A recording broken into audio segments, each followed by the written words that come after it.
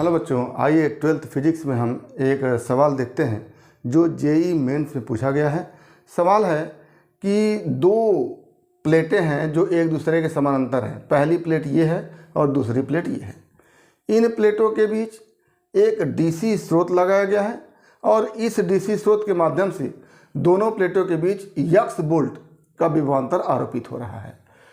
अब एक प्लेट के करीब से एक प्रोटॉन स्वतंत्र रूप से छोड़ा जाता है और इस प्रोटॉन का पथ जो होता है वो ऊर्ध्वाधर से 45 डिग्री पर होता है। यानी ये जो पथ है वो प्रोटॉन का पथ है। तो आपसे पूछा गया है कि दोनों प्लेटों के बीच विभवांतर x का मान क्या होगा और प्लेटों के बीच की दूरी 1 सेंटीमीटर दिया गया है। तो इसको निकालने के लिए पहले हम देखेंगे कि दोनों प्लेटों के बीच विद्युत क्षेत्र कितना होगा, क्योंकि जब कोई आवेशित कण विद्युत क्षेत्र में होता है तो उस पर विद्युत बल लगता है। तो विद्युत क्षेत्र निकालने के लिए हम क्या करेंगे कि विद्युत क्षेत्र E बराबर dV/dl, ये विद्युत क्षेत्र दोनों प्लेटों के बीच है।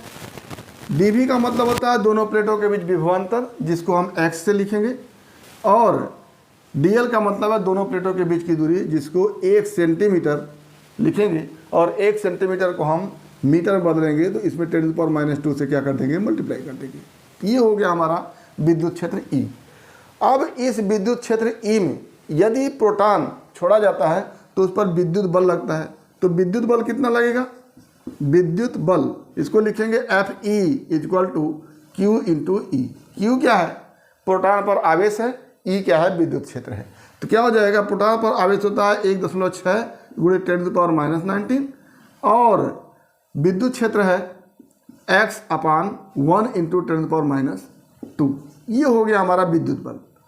अब चूंकि प्रोटॉन में द्रव्यमान होता है, इस द्रव्यमान की वजह से प्रोटॉन पर गुरुत्वीय बल लगेगा या गुरुत्वाकर्षण बल लगेगा। तो गुरुत्वाकर्षण बल कितना होगा, गुरुत्वाकर्षण बल इसको हम Fg लिखें तो Fg लिखेंगे m × g = क्या लिखेंगे, m प्रोटॉन का द्रव्यमान 1.67 × 10⁻27 और g का मान 9.8। ये हो गया Fg गुरुत्वाकर्षण बल, ये हो गया Fe विद्युत बल। अब विद्युत बल प्रोटॉन पर इस धन आवेशित प्लेट से दूर की तरफ लगेगा, यानी Fe की दिशा ये हो गई, और गुरुत्वाकर्षण बल नीचे की ओर लगेगा। तो ये नीचे की ओर बल को हम यहाँ गुरुत्वाकर्षण बल दिखा रहे हैं और Fe दिखा रहे हैं इसको, और दोनों का परिणामी जो होगा वही बल प्रोटॉन पर लगेगा जो उसके फाइनल डायरेक्शन को दिखाएगा। और ये फाइनल डायरेक्शन चूँकि इस ऊर्ध्वाधर से 45 डिग्री पर है, तो ये R होगा रिजल्टेंट फोर्स और ये Fe होगा विद्युत बल और ये mg नीचे की ओर होगा गुरुत्वाकर्षण बल। और ये एंगल 45 है तो ये भी एंगल कितना हो जाएगा, 45 हो जाएगा। तो ऐसी स्थिति में इस 45 एंगल के लिए हम tan थीटा लिखें तो tan थीटा = ये लंब mg और ये आधार Fe। तो क्या हो जाएगा, चित्र से tan थीटा या tan 45 = इस त्रिभुज में ये mg लंब है और ये Fe आधार है। तो क्या हो जाएगा, mg लंब बटे आधार Fe = mg का मान आपके सामने है 1.67 × 10⁻27 × 9.8 और Fe का मान है 1.6 × 10⁻19 × x/10⁻², ये 10⁻²। अब यहाँ से आपको देखना है कि tan 45 का मान 1 होता है, तो 1 बराबर क्या हो जाएगा, 1.67 × 10⁻22 × 9.8 बटा क्या हो जाएगा 1.6 × 10⁻19 × x बटा के 10⁻²। ये 10⁻² ऊपर चला जाएगा तो क्या हो जाएगा, या दोनों को इधर ले आइए, 1 से गुणा कर दीजिए। क्या हो जाएगा 1.6 × 10⁻19 × x/10⁻²। ये इधर आके 1 से गुणा कर लिया तो पूरा हो गया, और यहाँ पर आ जाएगा इक्वल टू 1.67 इंटू 10⁻27 इंटू 9.8। यहाँ से x इक्वल टू हमको निकालना है।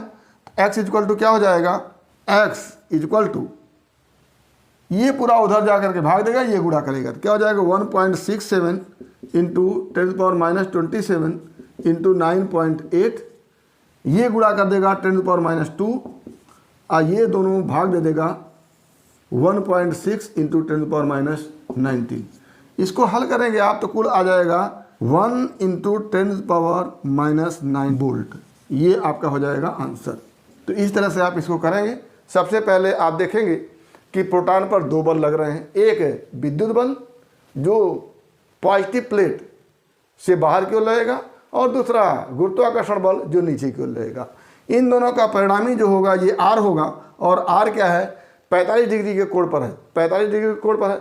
इसका मतलब ये होगा कि ये त्रिभुज बना और इस त्रिभुज में ये कोण 45 डिग्री होगा, और ऐसे अगर tan थीटा निकालेंगे तो tan 45 इक्वल टू क्या हो जाएगा mg गुरुत्वाकर्षण बल जो लंब है, और Fe आधार है विद्युत बल, mg बटा Fe करेंगे, और इसको mg का मान निकालेंगे आप द्रव्यमान गुणे त्वरण करके, गुरुत्वीय त्वरण करके, और Fe का मान निकालेंगे आप Fe इक्वल टू QE करके। Q क्या है आवेश है प्रोटॉन पर, और E क्या है विद्युत क्षेत्र की तीव्रता है, और विद्युत क्षेत्र की तीव्रता निकालने के लिए आप dV/dl करेंगे। ये क्या है पोटेंशियल ग्रेडियंट है, और पोटेंशियल ग्रेडियंट जो होता है वो विद्युत क्षेत्र के बराबर होता है। तो इस तरह से सवाल को करेंगे आप। उम्मीद करते हैं कि समझ में आया होगा। इसी तरह के सवाल को लेकर के हम आगे भी आएंगे। तब तक के लिए आपको बेस्ट ऑफ लक। धन्यवाद।